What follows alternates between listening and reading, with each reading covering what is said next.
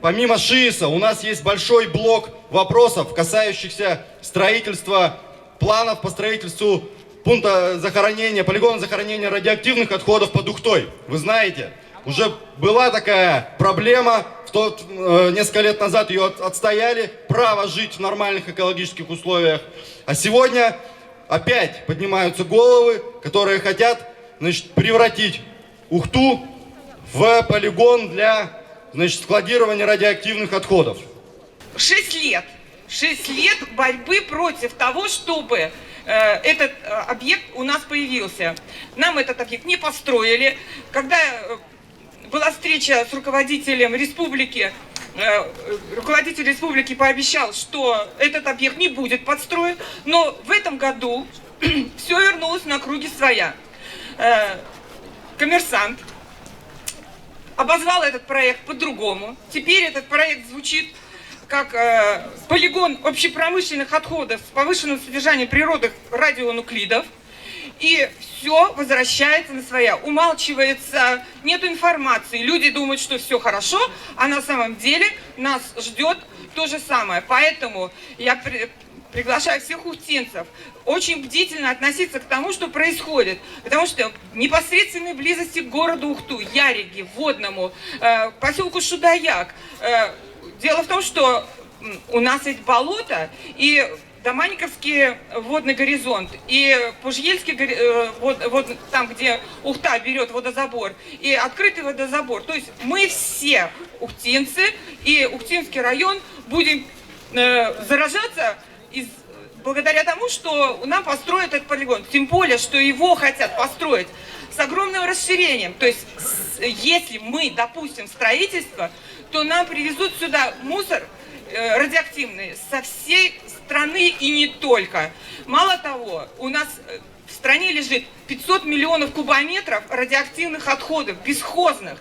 И если только его сюда только начнут строительство, мы на нашей республике, на нашем городе, на нашем районе можно будет поставить большой жирный крест. Местные власти по идее должны защищать жителей города Ухты и Республики Коми от подобных инициатив, но, как мы видим, пока никаких реакций нету. Наоборот, это считается достаточно перспективным направлением. Хочу обратить ваше внимание, что автором прошлого проекта, который мы сопротивлялись в 2013 году и отстояли, и автором нынешнего является один и тот же автор. Предполагаемый проект должен был располагаться на уровне где-то 5-6 метров ниже уровня воды, то есть в затопляемой зоне. Нефть было видно, ее можно было остановить, а радиацию нет. Она не имеет ни вкуса, ни запаха, ни цвета. То есть, если она попадет в реку Ухта, в Ухтинский водозабор и, соответственно, к нам в наши краны. И при нашей неблагополучной экологической обстановке это может привести к увеличению онкологических заболеваний в нашем районе, которых и так очень много. Я была в инициативной группе тогда, нас было где-то человек 12-13. И мы сколько писем писали везде, сколько мы ходили на всякие совещания, собрания. Даже были мы в 2015 году на совещании у Гайзера в Сыктывкаре. Дальше наш представитель инициативной группы побывала в Москве, в приемной президента Путина. Принесла наше представление, то, с чем мы боремся. Все-таки не удалось тогда действительно. В 2016 году газета «Трибуна» известила, что никакое, значит, строительство завершается, его не будет. Дальше и написано было, что до 30 года никакие радиоактивные захоронения построены не будут. А вот видите, еще 19-й год, уже снова возникла эта проблема. Скажите, сколько можно еще терпеть издевательства над нами? Нас используют в чьих-то просто бизнес-играх. Была угроза выброса хлора на Яриге. Она и остается. Была угроза могильникам. 6 лет назад хотели построить могильник. Мы тогда боролись и тогда отстояли. Тогда разработали специальную рабочую группу, которая на протяжении 6 лет отстаивала этот вопрос. Но что происходит сейчас? Сейчас создали новую рабочую группу, в которую входят те самые заинтересованные лица, которые хотят построить и которые участвуют в финансировании данного проекта.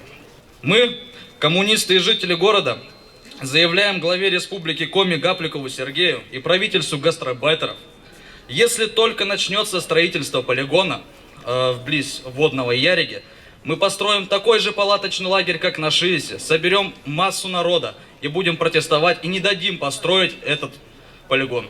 Надеемся, что администрация нас услышала. Спасибо. Как сказал мой молодой коммунист, если к нам не прислушаются и все-таки начнут строить вот этот, попытаются вот этот могильник, как они его называют, разрывать там на водном все это дело, у меня там живет сын и внуки и живут там, то мы, я еще раз повторяю, мы выйдем все туда и организуем второй ШИС. Это не просто осознанная травля народа России. Это классовые противоречия. Мы все больше понимаем, что те, кто нами правят, все выше от нас отрываются. Они все больше понимают, что скоро грянет гром, что нарастает протест, что накапливаются эти противоречия, их скоро нельзя будет сдерживать. Именно поэтому все те законы, все то, что они в последнее время двигают против нас, они пытаются выжать из нас максимум, пока мы их не скинули, пока они еще держатся за свои капиталы. И когда я говорю о нависшем над всей страной ядерном и мусорном кризисе, я говорю не только о Шиесе, я также говорю о Камбарке, о Кировской области, об Архангельской области, о ПЗРО. И нам, как жителям республики, важно упомянуть и важно сказать о том, что сейчас, естественно, это не поддается огласкам СМИ, но идет добыча золота в парке Юга-2. Там, где должен быть кристально чистый воздух, там, где должна быть кристально чистая вода, для сохранения природы республики, для того, чтобы показать, что и у нас в стране есть, и у нас в республике есть такие места, которыми мы можем гордиться. Даже там эти буржуи уже начинают добывать золото. А добыча золота, это естественно, это отравление воздуха, это отравление воды, это отравление земли. И это там происходит незаконно. Равнодушие полное ко всему. Мы так раньше не жили. В детстве, насколько я помню, нас воспитывали родители о том, что мы должны беречь природу. Сейчас природу нашу уничтожают. И это полное равнодушие меня полностью изменило.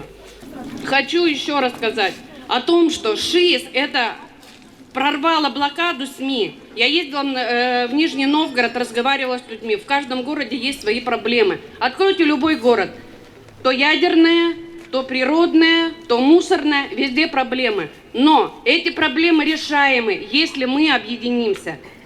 Пожалуйста, не обижайте Родину, не обижайте природу. Природа на нас когда-нибудь отзовется. Поймите, когда будет поздно, изменить будет уже ничего нельзя. И пока есть возможность изменить, надо это изменить. Учите своих детей, соседей, всех, кого знаете, друзей и знакомых о том, что нужно изменять. Изменять нужно в первую очередь себя, а потом уже окружающих. Поймите это. Спасибо большое.